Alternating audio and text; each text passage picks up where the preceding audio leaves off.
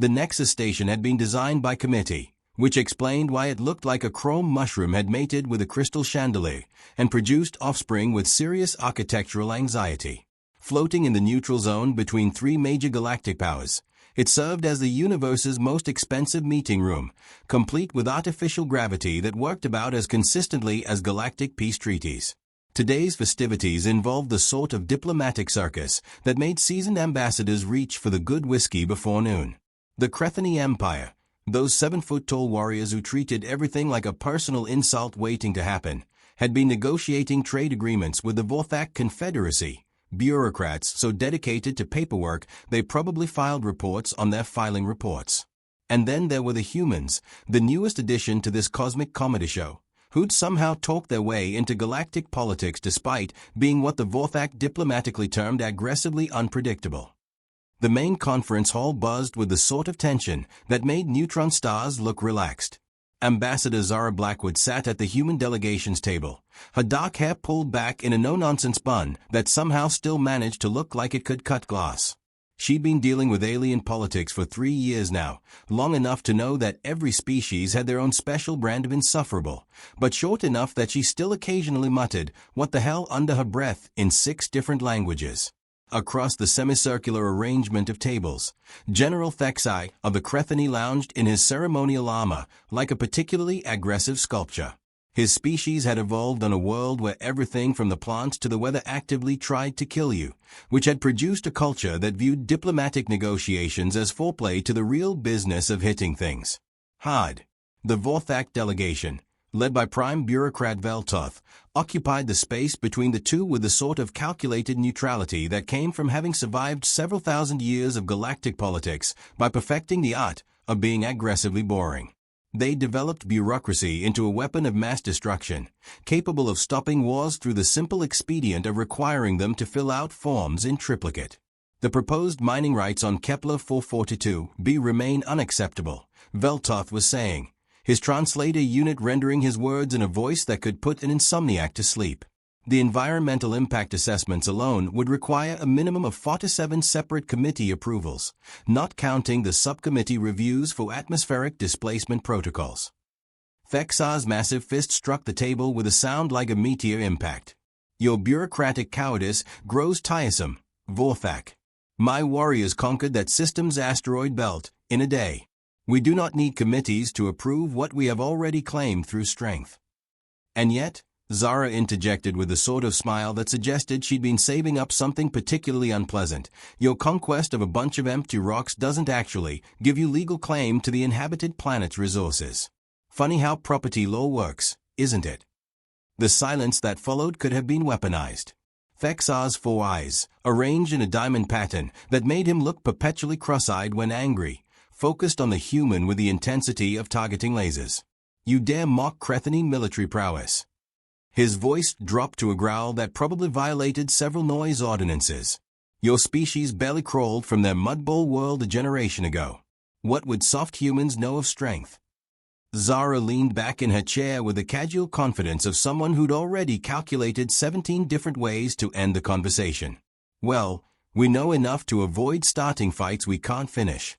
But please, continue telling us about your glorious victory against all that threatening empty space.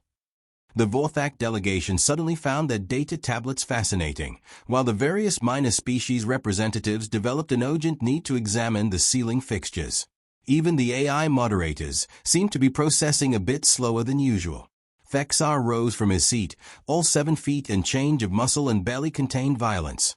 His ceremonial armor, which looked like someone had decided samurai gear needed more spikes and less subtlety, caught the artificial lighting in ways that probably violated several physics laws. You insult not just me, human, but the honor of my entire lineage. He was building up to what the Crethany called a pronouncement, which was like a declaration except with more dramatic gesturing and a significantly higher probability of violence. I challenge you to Morthak, single combat to settle this dispute. The conference hall's environmental systems kicked into overdrive, trying to process the sudden spike in atmospheric tension. Veltoth made a sound like a filing cabinet having an existential crisis.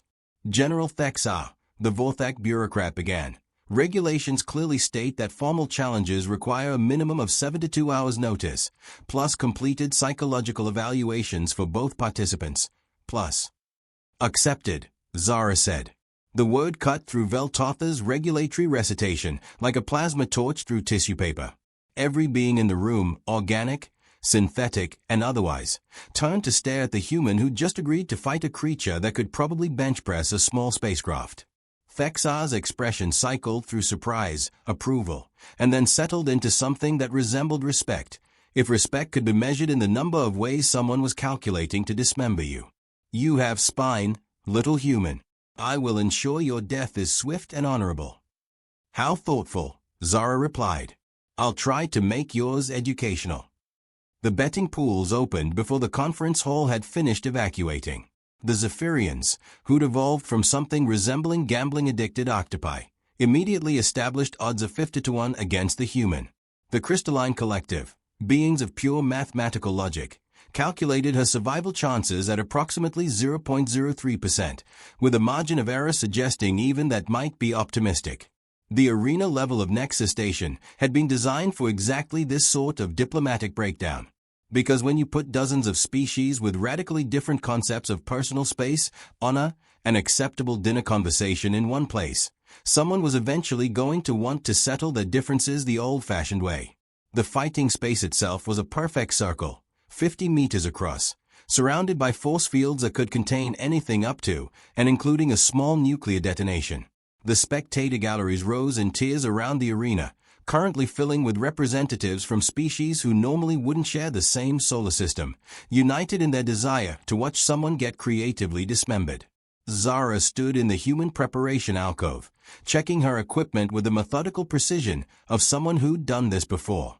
Her combat suit was a marvel of human engineering, lightweight armor that looked deceptively simple compared to the Crethanese elaborate war gear, but incorporated enough technology to make a Vorthak committee weep with regulatory joy. In the opposite alcove, Thexar was going through what appeared to be a combination religious ceremony and equipment check. His weapon of choice was an honor blade, 2 meters of folded metal that hummed with harmonic frequencies capable of cutting through most known substances. The Crethani had been perfecting their metallurgy for millennia, treating weapon crafting as equal parts science and spiritual practice. The crowd's chatter created a multilingual symphony of anticipation. The hegemon's ambassador was taking bets on which body part would separate first. The drift nomads were offering odds on the fight lasting more than 30 seconds. Even the normally stoic machine collective had activated additional processing costs to better appreciate what they called biological conflict resolution protocols. Ladies, gentlemen, and various other forms of organized consciousness, the station's AI announcer began, its voice carrying the sort of artificial enthusiasm that suggested someone had programmed it using old gladiator fight recordings. Today's diplomatic resolution features General Thexai of the Crethani Empire versus Ambassador Zara Blackwood of the Human Coalition. Thexai entered the arena to a sound like controlled thunder, the traditional Crethani war cry, taken up by the handful of his species in attendance. He moved with the fluid grace of a predator, each step calculated to project maximum intimidation. His armor gleamed under the arena lights, and his honor blade sang a low, threatening note as he swung it in ritual patterns. Zara's entrance was considerably less dramatic. She walked into the fighting space like someone heading to a moderately important business meeting, hands relaxed at her sides, expression suggesting mild interest rather than pre-combat adrenaline. Her weapon, a curved blade that looked almost primitive compared to Thexar's technological marvel, remained sheathed at her hip. The contrast was lost on exactly no one. Here was a 7-foot warrior in full ceremonial battle gear, facing off against a 5.5-foot diplomat who looked like she might ask to speak to the manager rather than fight to the death. The rules are simple, the AI continued. Combat continues until one participant yields, is rendered unable to continue, or achieves what we diplomatically term permanent resolution of differences. Weapons are limited to personal arms, no environmental manipulation, no outside assistance. Medical teams are standing by, though given the participants' respective sizes, we've also prepared grief counselors. Thexar raised his honor blade in salute, the gesture carrying the weight of 10,000 years of warrior tradition. I honor your courage, human, even as I prepare to end your life. Zara drew her blade in a single smooth motion, the steel catching the light like captured starfire. "That's nice. I'd honor your intelligence, but I don't see any evidence it exists." The crowd's reaction suggested that most species found pre-combat trash talk either hilarious or deeply offensive, with little middle ground between the two positions. The opening moments of the fight followed exactly the pattern everyone expected. Thexao advanced with the measured pace of someone who'd fought hundreds of duels, his honor blade weaving through attack patterns that had been refined over centuries of warfare. Each strike was calculated to test his opponent's defenses, probe for weaknesses, establish dominance through superior reach and strength. Zara gave ground steadily. Her blade worked defensive, almost tentative. She parried when she had to, dodged when possible, and generally seemed to be doing exactly what a smaller, weaker opponent should do when faced with a superior adversary: try not to die immediately while hoping for a miracle. The betting odds shifted further against her. The Zephyrians were now offering 100-to-1 against survival, while several species had started wagering on the specific manner of her demise. The Crystalline Collective updated their calculations to suggest the fight would last approximately 4 to 7 seconds, plus or minus 3 seconds for variables related to human stubbornness. Thexar pressed his attack, his movements flowing from one classical form to another. The high guard to test her overhead defense, flowing into a low sweep that forced her to retreat, then a thrust that came within inches of ending the fight. His honor blade sang as it cut through the air, each nimbus generating small sonic booms. "You fight better than expected, human," he called out, not even breathing hard. "But courage without strength is merely elaborate suicide." Zara didn't respond immediately, too busy staying alive as his blade work intensified. She was sweating now, her defensive patterns growing tighter as the available fighting space contracted. To the watching crowd, it looked like the inevitable conclusion was simply being delayed by superior footwork. But something was wrong with the picture, though it took a trained eye to spot it. Zara's retreats weren't random. They were steering the fight toward a specific area of the arena. Her defensive blade work, while obviously outmatched, was forcing Thexar to use particular attack patterns. Most tellingly, she wasn't making the desperate, wild swings that characterize fighters who knew they were losing. Thexar, meanwhile, was beginning to enjoy himself. The human was providing better sport than expected, lasting longer than most opponents, while still presenting no real threat to his victory. He began incorporating more elaborate techniques, attack patterns designed as much to impress the crowd as to defeat his enemy. It was a mistake born of confidence and cultural conditioning. In Crethany society, single combat was as much about demonstrating superior skill as achieving victory. A warrior who won through simple brutality gained less honor than one who claimed triumph through artistic technique. The moment came when Thexar decided to end the fight with a blow that would be remembered in the chronicles of great duels. He shifted into the descending star formation, a high, sweeping attack that would give his opponent every chance to see death approaching while being unable to prevent it. His honor blade rose above his head, catching the arena lights in a display that was genuinely spectacular. The crowd drew breath as one, recognizing the setup for a finishing move that would be discussed in military academies for decades. "Behold, human," Thexar announced, his voice carrying across the suddenly quiet arena. "How a true warrior ends." His words were punctuated by his free hand flashing out in what appeared to be a casual, almost dismissive slap, the sort of contemptuous gesture a master might use to swat away an insect. It was meant to be the final insult, a demonstration that he could end the fight without even needing his primary weapon. The slap never landed. Between the moment Thexar's hand began its arc toward Zara's face and the instant it should have connected, several things happened in such rapid succession that most observers wouldn't piece together the sequence until they reviewed the recordings later. Zara's defensive posture vanished like a discarded mask. Her blade, which had been held in a classical parrying position, suddenly wasn't there anymore. Or rather, it was there, but moving in a way that physics suggested should have been impossible for someone her size. The curved steel traced a path through the air that seemed to bend space around it, moving not with the brute power of Crethany combat, but with a precision that suggested each molecule of its edge had been personally introduced to each molecule of its target. Thexar's expression had just enough time to shift from confident supremacy to the beginnings of confusion before Zara's pommel strike connected with the nerve cluster at the base of his skull, The same naive cluster that Crethony anatomy shared with 17 other species, and which human xenobiologists had mapped with obsessive thoroughness. The general's massive frame went rigid for exactly 1/10 of a second, his nervous system processing the concept that something had just switched off all voluntary motor control. Then he collapsed like a particularly dramatic statue, his 7 feet of muscle and armor hitting the arena floor, with a sound like a construction accident. The slap's echo was still bouncing off the arena walls when Thexar landed, unconscious before his body finished falling. The silence that followed was the sort usually reserved for astronomical events or catastrophic system failures. Several hundred beings from dozens of species collectively experienced the need to re-evaluate their understanding of human combat capabilities. Zara straightened, sheathing her blade with the same casual efficiency she'd shown entering the arena. She glanced down at Thexar's unconscious form with the expression of someone who'd just finished a moderately interesting crossword puzzle. "Medical team to the arena floor," she called out, her voice carrying clearly in the stunned quiet. General Thexar appears to have developed a severe case of unconsciousness. The crowd's reaction came in waves.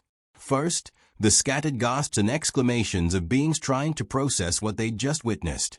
Then the frantic recalculation of betting odds, followed by several species demanding instant replays and detailed analysis of what exactly had happened. The crystalline collective's representative generated what could only be described as a digital stutter, their mathematical models producing error messages that suggested reality had failed to match their calculations. The Zephyrians were frantically trying to figure out how to pay out 100-to-1 odds to the handful of beings who'd bet on the human. In the VIP observation section, the various ambassadors and military attachés were having rapid, urgent conversations with their respective homeworld authorities. The implications of what they'd just seen were cascading through their strategic planning algorithms, like a virus through a poly-secured network. Veltoth, the Vorthak bureaucrat, was staring at his data tablet with an expression suggesting he was calculating how many forms would be required to properly document a complete revision of humanity's threat assessment status. The medical team, a mixed group of organic and synthetic beings trained in battlefield trauma, swarmed onto the arena floor with equipment designed to handle everything from plasma burns to severed limbs. They found Thexar sleeping peacefully, his vital signs stable, his honor intact but his consciousness having decided to take an unscheduled vacation. Temporary neural disruption, the chief medic announced after a few minutes of scanning. He should regain consciousness within the hour, with no permanent damage beyond what I suspect will be a severely bruised ego. Zara was already walking toward the exit, apparently having decided that her business in the arena was complete. The crowd's attention followed her movement like a weapon tracking system, everyone trying to reconcile the casual diplomat with the precise combatant they'd just witnessed. Ambassador Blackwood, the AI announcer managed, its voice processing subroutines clearly struggling with the situation. "Would you care to comment on your victory technique for our records?" She paused at the arena exit, turning back with that same mild expression she'd worn throughout the fight. "It's called paying attention in xenobiology class. Turns out knowing where someone's off switch is located can be useful in diplomatic negotiations." The implications of that statement rippled through the assembled crowd like a shockwave. Every species represented had suddenly realized that humanity's diplomatic corps might have been studying their anatomy for reasons that went beyond medical cooperation. As the crowd began to disperse, conversations fragmenting into urgent communications with homeworld authorities, military advisors, and intelligence agencies, the betting pools were struggling to pay out the few prescient souls who'd wagered on human victory. The Drift Nomad's representative approached Zara as she was leaving the arena level. "Forgive the curiosity, Ambassador, but how did you know that strike would work?" Zara paused, considering the question with the sort of thoughtful expression usually reserved for complex policy decisions. General Thexar spent the entire fight demonstrating classical Crethony combat forms. Beautiful technique, perfectly executed, and absolutely predictable. He fought exactly like someone who'd never faced an opponent who'd studied his species' combat doctrine for 3 years. And the knife strike. Human anatomy includes a lot of inconvenient vulnerabilities. We've gotten very good at finding them in other species. Professional necessity, you understand. The Nomad's translation unit processed several emotional states before settling on what appeared to be respect mixed with healthy caution. We understand. Will this affect the trade negotiations? Zara's smile suggested that the question had just moved into more familiar territory. Well, the Crethany mining rights claim was based on military conquest, and their military representative just lost to what General Thexai called a soft human. I suspect they'll be more willing to discuss reasonable compromise positions when the negotiations resume. She walked away, leaving behind an arena full of beings who were rapidly recalculating their assumptions about humanity's place in galactic politics. In the medical bay, Thexar regained consciousness to find himself surrounded by concerned medical staff and a complete revision of his understanding of human combat capabilities. His first words, after determining that all his body parts were still attached and functional, were reportedly, "Inform the War Council that our intelligence reports on human military doctrine require immediate and comprehensive revision." The trade negotiations resumed the following day with a notably different atmosphere. The Crethany delegation approached the discussions with what observers described as thoughtful consideration rather than their previous aggressive posturing. The mining rights dispute was resolved through what diplomats termed creative compromise, though several species noted that the Crethany seemed unusually willing to accept terms they'd previously dismissed as unworthy of consideration. The Vorthak Confederacy, meanwhile, expedited their approval processes for human trade applications, apparently deciding that efficiency was preferable to having their bureaucratic procedures tested through alternative diplomatic channels. 6 months later, when the Galactic Trade Commission published its annual review of diplomatic incident resolution statistics, they noted a significant decrease in formal combat challenges issued to human negotiators. The report's footnote suggested that this trend might be related to what they termed increased awareness of xenobiological education standards within human diplomatic training programs. Zara Blackwood's personnel file received several updates, including a commendation for innovative application of diplomatic technique and a request from the Human Coalition's Military Academy for guest lectures on cultural sensitivity in close-quarters combat situations. General Thexar, upon his return to the Crethany homeworld, reportedly established a new training program focused on adaptive combat techniques when facing non-traditional opponents. The program's curriculum included extensive study of alien anatomical vulnerabilities, with particular emphasis on what the Crethany military now termed educational defeat prevention. The Nexus station's diplomatic facilities added a new regulation requiring all formal combat challenges to include pre-fight briefings on participants' relevant educational backgrounds. The amendment was buried in subsection 47 of the procedural guidelines, where it generated precisely 0 objections from any species representatives. And in the quiet corners of diplomatic gatherings throughout known space, the story was told and retold.